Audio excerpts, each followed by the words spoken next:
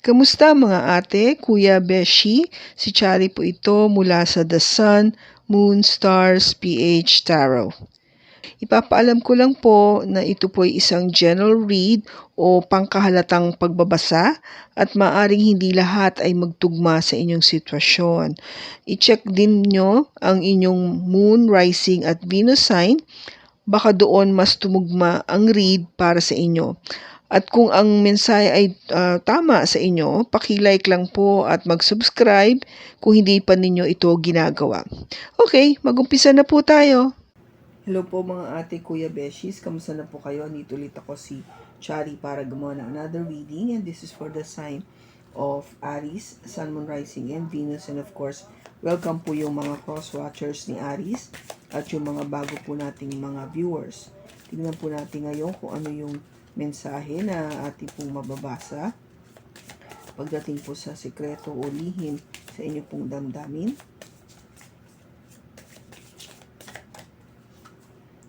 Oh, we have the snake and the chaser.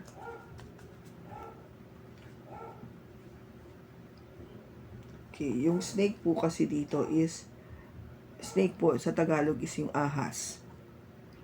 Competition and energy, the other woman, look over your shoulder. So, kung ba tipong meron kang kalaban dito, alam naman natin pag sinabing ahas is definitely merong kalaban. May kaaway, merong kakompetensya, merong kalaban, no? So, kung ba tipong mag-ingat, okay?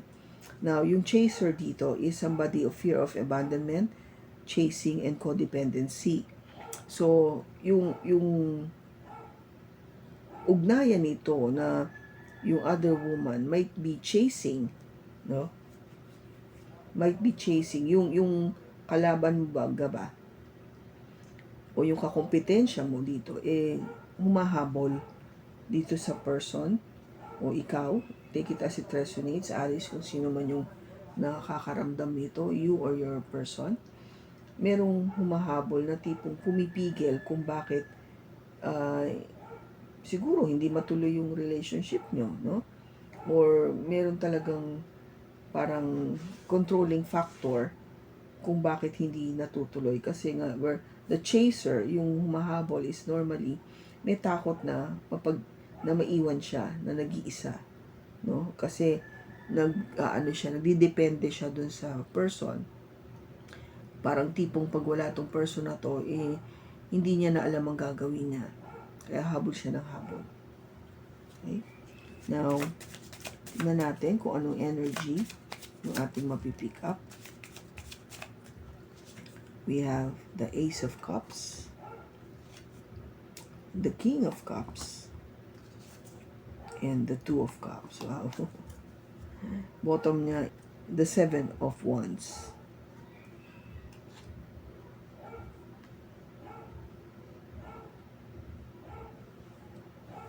Okay, yung Seven of Wands is yung person na tipong you are just being very protective of what you feel. No, yung feelings mo o yung emotions mo. Pinoprotektahan mo lang maigi kasi syempre, ayaw mo na masaktan no? Ito yung energy na marami ng pinagdaanan na masasakit na damdamin o relationship, kaya nag-iingat ka na this time. Kung ba hindi ka na madaling maloko o hindi ka na madaling mabilog yung ulo mo kasi marami ka na nga na-experience before, kaya natuto ka na doon. Now, with the Knight of Swords, ito yung enerhiya na gusto mong mabilis, no? Mabilis yung maging galaw, no? Pagdating dito. Kung kasi alam mo na kailangan mo depensa ang sarili mo, hindi ka na magpapatumpik-tumpik pa. Kung hindi mo na patatagalin to, alam mo na agad na hindi, kailangan ganito gawin ko. Kasi ito yan Kung ba natuto ka na With the King of Swords, mabilis ka talaga na nag-iisip, no? You are really moving or trying to get to the bottom pagdating dun sa katotohanan, the truth, no? With the King of Swords. inaalam mo agad yung katotohanan. Hindi ka na sabi ko nga, hindi ka na nagpapatagal o nagpapatumpik-tumpik para alamin yung katotohanan. Kasi ito yung gusto mo talagang malaman. What's the truth? Kasi nga, natuto ka na eh. You've learned na to really be wise about your relationship, your emotions, na hindi basta-basta okay lang pag sinabi nito, maniniwala na ako sa'yo kaagad-agad. Hindi na ganon. Kasi sabi ko nga paulit-ulit na yung dati mong naramdaman noon, ngayon hindi mo nagagawin. Dahil natuto ka na. Ngayon, yung Ace of Cups dito, ito yung pag-uumpisa kasi ng panibagong relationship, panibagong pag-ibig. No, you're given the opportunity to start all over again with this new love. And it has something to do with a water sign, no, with the King of Cups. It could be an energy coming from a Cancer, Scorpio, or Pisces na talagang may love, no? Kasi imagine mo, the Ace of Cups and start of a new love, and it's all about the King of Cups, no? Yung pagmamahalan nga, yung totoong tao na talagang mahal na mahal ka. And hindi lang mahal na mahal, but you found the one. You found your soulmate with the Two of Cups. Nakita mong ganda ng cards dito, Aries. Na alam mo, nakita mo talaga yung the one, yung katapat mo, yung tipong ka-match mo, yung ka-equal mo, na talagang mahal na mahal ka. Okay? Pareho kayo.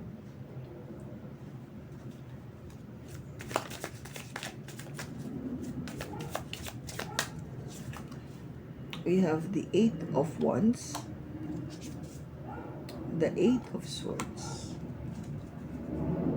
Okay, so magkakaroon kayo ng pagkakataon makapag-usap. Kasi this is all about communication. No? Maraming beses na pagko-communicate. And there will be times na, kasi sinasabi dito, it's a roller coaster of a ride. So, may ups and downs. So, there will be okay na usap, merong hindi okay na usap. Pero may pag-uusap. Okay? And pag-uusapan nyo is about your love, your relationship, and what you have felt dito.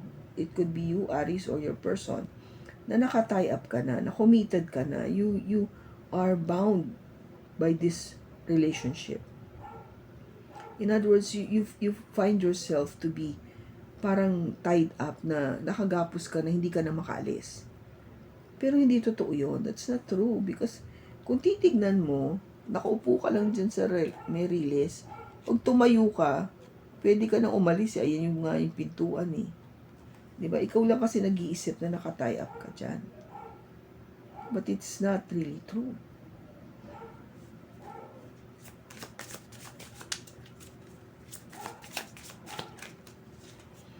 We have the Tower, the Seven of Cups, and the Four of Swords. Ngayon, dahil kasi may ups and downs sa pag-uusap, ito na yung Tower. Nangyayari kasi ang Tower because para ma-realize mo na merong pang dapat mangyari. Okay? Tower is not bad. Okay? Hindi siya masama. Kasi kung gabat ito yung minsan kailangan natin ng shake up eh, 'di ba? Parang kailangan galawin tayo eh. Guluhin tayo eh.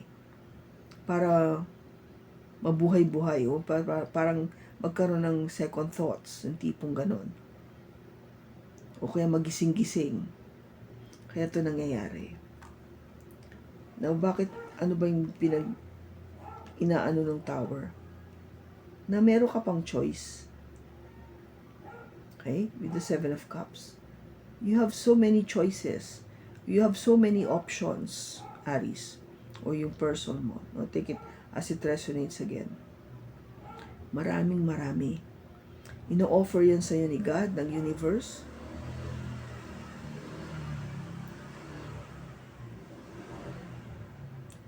all you have to do is decide, no? Mag-isip, mag-decide, magdesisyon. Ano bang pipiliin ko dito? Ano bang gusto ko? Ito na ba talaga gusto ko? Naandito ba yung gusto ko? O nakita ko na yung gusto ko? Wala dito. Okay? So, yun yung mga dapat mo itanong sa sarili mo. Kaya ka binibigyan nito ng option is to, I think you're being tested here, Aries, to see. God is trying to see kung talaga bang handa ka na. Handa ka na ba dito? Dito sa true love na to? Dito sa soulmate na to? Are you really ready for this? That is why you've been taking a rest, no? Four of Swords. Nagpapahinga ka eh. Nag-iisip, nagdarasal. You're taking a pause, no? Teka muna. Standby muna. Ganun ang dating eh. Hindi mo minamadali. In other words, hindi mo minamadali. Kasi, alam mo, meron ka pang ibang dapat pag-isipan eh. And at the same time, pakiramdam mo nga, no? Na meron kang commitment. Na feeling mo na hindi ka na makaalis sa relationship na to. Kung ano man ito na pumipigil sa'yo. That you need to think about. Yun. Okay? Kasi possible naman, Aries, na you are in a relationship already, but you have met the one. Unexpectedly, you have met the one. Diba?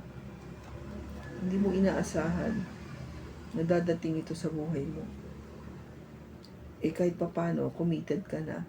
O there might be somebody else in your life right now. That's why you felt na parang, naku, hindi ko magawa ito. Malabo. Kaya pinag-iisipan mo. Ano na magagawin ko? That is why, ito nga, no? There is competition. Competition sa buhay mo, sa puso mo. And you don't know if you're gonna be chasing this person, this love of your life. Hindi mo alam kung hahabol-habulin mo to. Okay? So, tingnan natin yung future, kung ano mangyayari.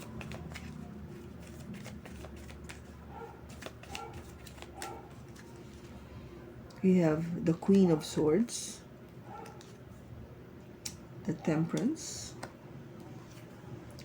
the Emperor, Star,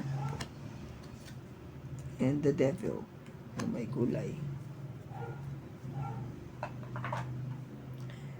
Okay, Aries. Future natin sinasabi dito.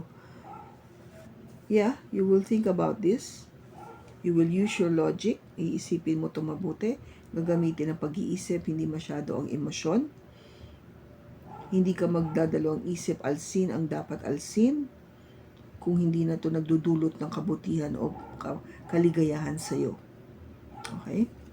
Kasi, alam mo na kailangan balansihin mo yung iyong sarili. Alam mo na parang dapat na nakapag-weigh ka na, no? Kung alin yung dapat na gawin, yung tamang gawin. Kung ano mas bibigyan ng halaga. And you are expressing yourself as the Emperor. Somebody na talagang may paninindigan. Yung may leadership quality. Parang boss, no? Like a boss. Na I made up my mind, I already did my research, I did my planning. So I need to make that very firm decision what to do next. And this is my decision. Yung gaba, yung ganon. And you have prayed for that, no? Pinagdasal mo na sana nga magkaroon ako ng magandang desisyon dito sa relationship na to. But sad to say, Aries, the outcome is not very good. Because the last card is a devil energy. This is something na doing that is bad or doing that is not right. kung ang purpose dito is to tie down the person, kung sino man, or I think this is something to do with the person that you are committed. Kung titignan mo dito, these two lovers, no? Naka-chain nga sila. Yes, they're chained, they're bound with each other. But the chain is not tied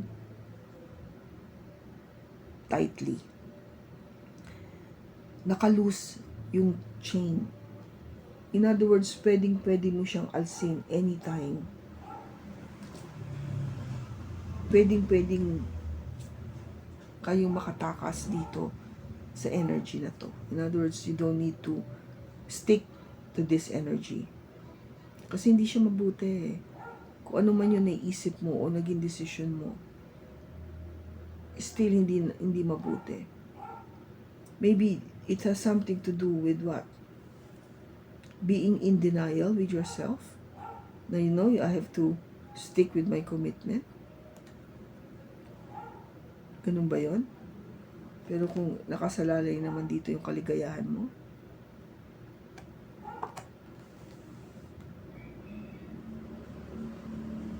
whatever this is, Aries, I'm telling you, this is not good. Okay? I don't want to read further kung ano man ito, kasi it's up to you. It is your decision.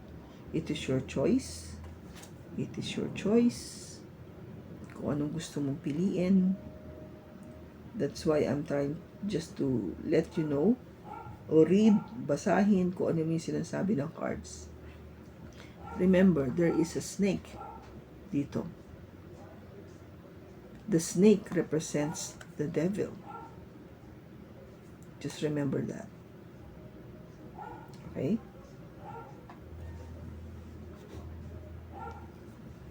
Ayan, tignan natin kung anong advice sa'yo ng Archangel Aries.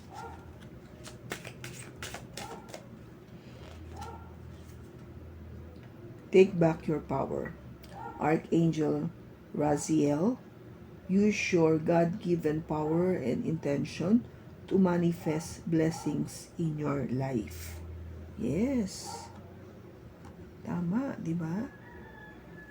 Take back your power. Meron ka niyan.